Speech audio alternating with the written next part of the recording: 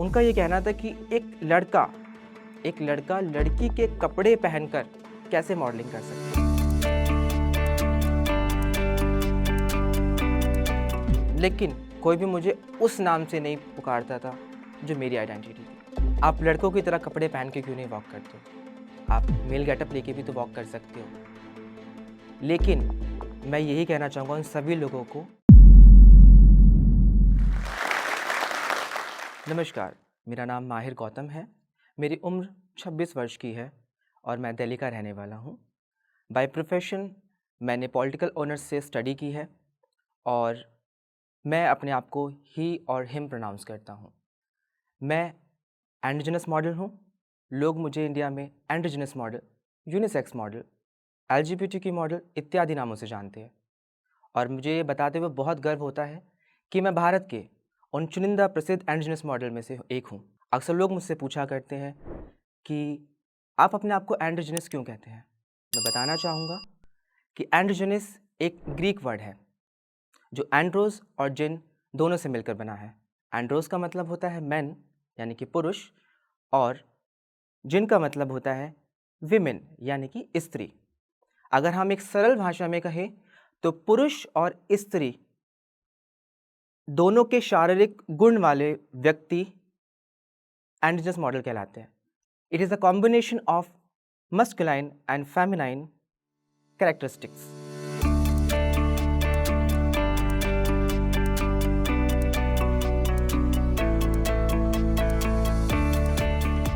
यह थी मेरी तस्वीरें और मेरी videos as an androgynous model, जैसे कि मैं रैंप वॉक करता हूँ एज एन एंड्रोजिनस पर्सनालिटी।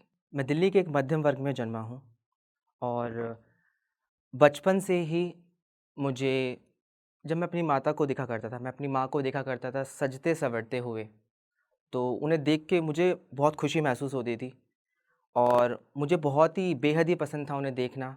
जब वो तैयार हुआ करती थी, वो श्रृंगार किया करती थी और कहीं न कहीं मैं वहीं से अट्रैक्ट होता था उन फीमेल कॉस्ट्यूम्स को लेकर। मेरी बहुत रुचि थी उनमें।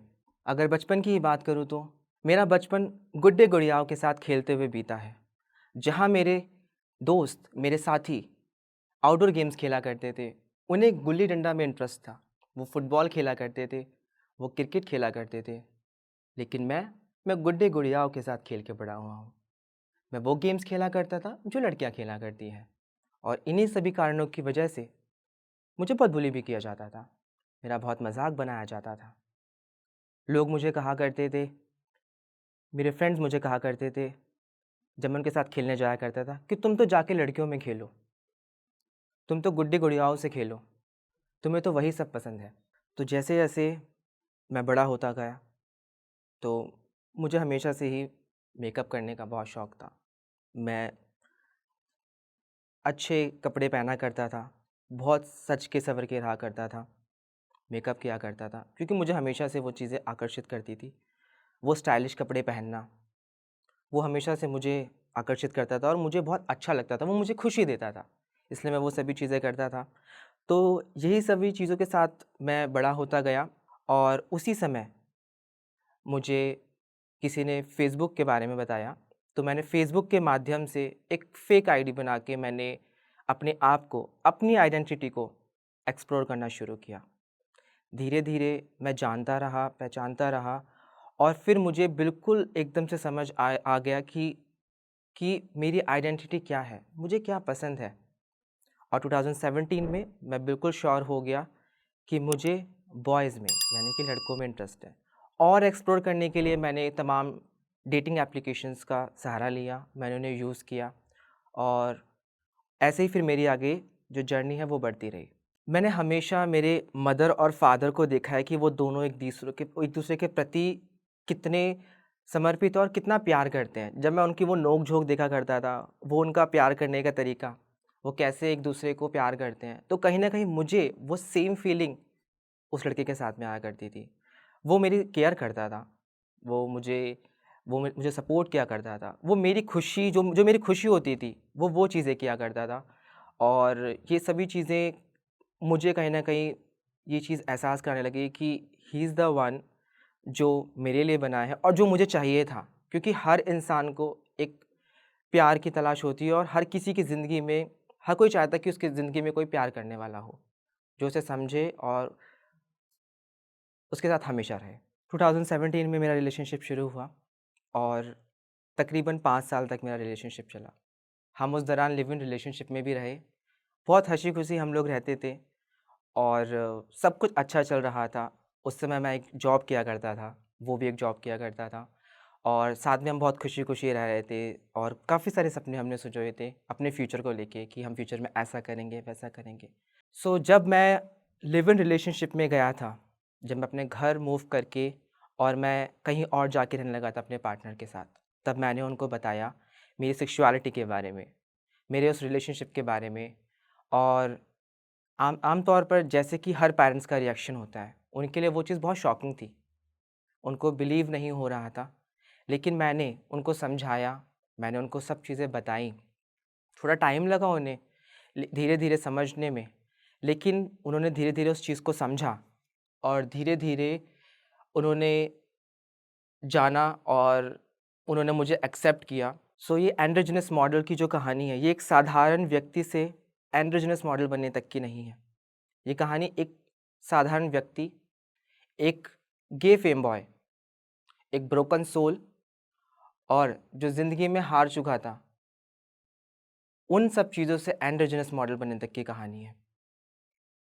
जब मेरा रिलेशनशिप टूटा और वो इंसान मुझे छोड़ के गया, मैं काफ़ी डिप्रेशन में गया उस समय और उस समय मुझे कुछ समझ नहीं आता था, बट धीरे-धीरे मैं उस डिप्रेशन से बाहर निकला, मेरे दोस्तों ने मेरी उसमें मदद की और जब मैं उस डिप्रेशन से बाहर निकलने की कोशिश कर रहा था, तब मुझे धीरे-धीरे ये समझने आने लगा कि मुझे अब कहीं न कहीं मेरे लिए जीना चाहिए, मुझे वो चीज़ें करनी चाहिए जो मुझे खुशियाँ देती हैं और मॉडलिंग हमेशा से ही मेरा पैशन था, लेकिन शुरू नहीं हो पाया किन्हीं कारणोंवश। मैंने फ़ैशन शोज़ में जाना शुरू किया, मैं फ़ैशन शोज़ देखा करता था और मैं मॉडल्स लोगों से मिला करता था, मैं डिज़ाइनर्स लोगों से मिला करता था और 2022 में मैं एक शो देखने गया और मैंने वो शो जब वहाँ बैठ के देखा, तो यकीन मानो कि मुझे वो चीज़ रियलाइज़ हुई कि काश मैं भी उस रैंप पे हो सकता था,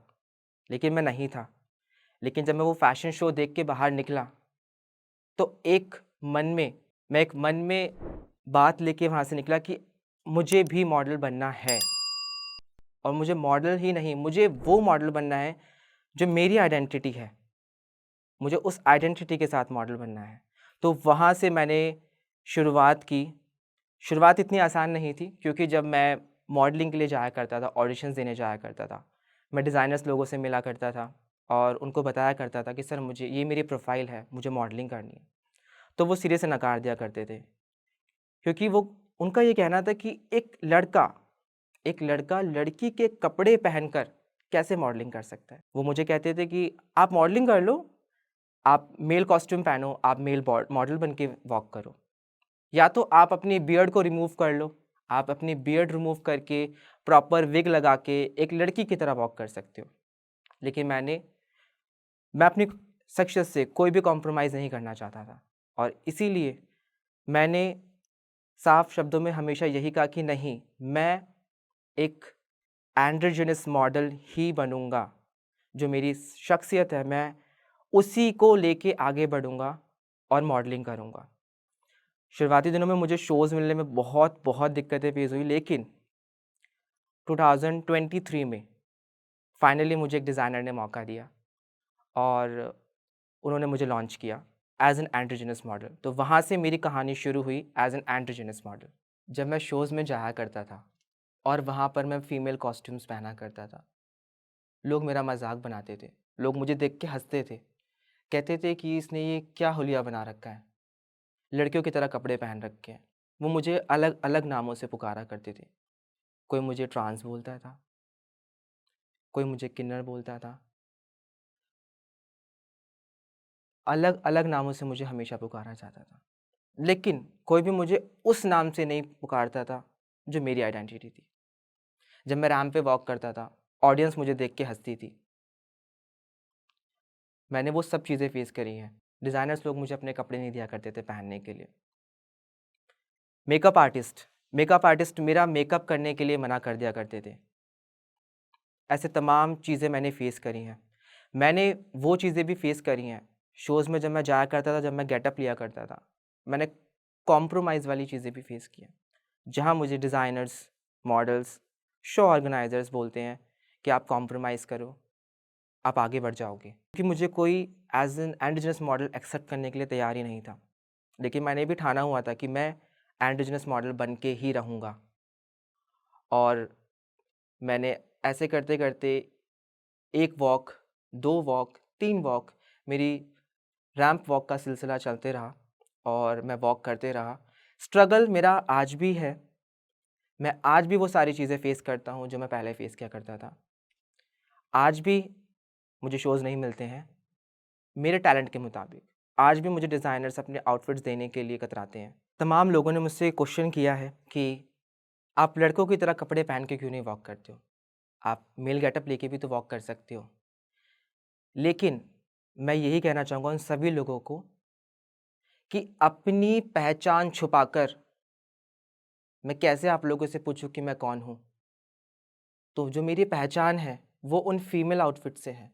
मुझे उन फीमेल आउटफिट को वियर करने के बाद ही मुझ में मैं दिखता हूँ और वही मेरी आइडेंटिटी है। मैं एज़ एन फीमेल कपड़े पहन के ही एज़ एन एंड्रोजिनस पर्सनैलिटी ही क्यों वॉक करता हूँ? क्योंकि वो मेरी आर्ट है। ये भी मेरी ही शख्सियत है, ये भी मेरी ही पर्सनैलिटी है। लेकिन जो मैं एज़ एन एंडोजिनस मॉडल बन के वॉक करता हूँ, वो मेरी कला है, वो मेरी आर्ट है और मैं अपनी आर्ट को रिप्रेज़ेंट करता हूँ और ये दोनों ही शख्सियत मेरी ही है। जोश टॉक्स ने पार्टनर किया है पतंग के साथ इस चैनल यानी जोश टॉक्स पतंग को आप सबके सामने लाने के लिए। पतंग is a platform for queer, rest, rejuvenation and networking. पतंग जिज्ञासा, जॉय, प्यार और कम्युनिटी को सपोर्ट करता है। चलिए पतंग के साथ जुड़ते हैं, लिंक डिस्क्रिप्शन में है और अपनी कहानी शेयर करने के लिए हमें मेल कीजिए।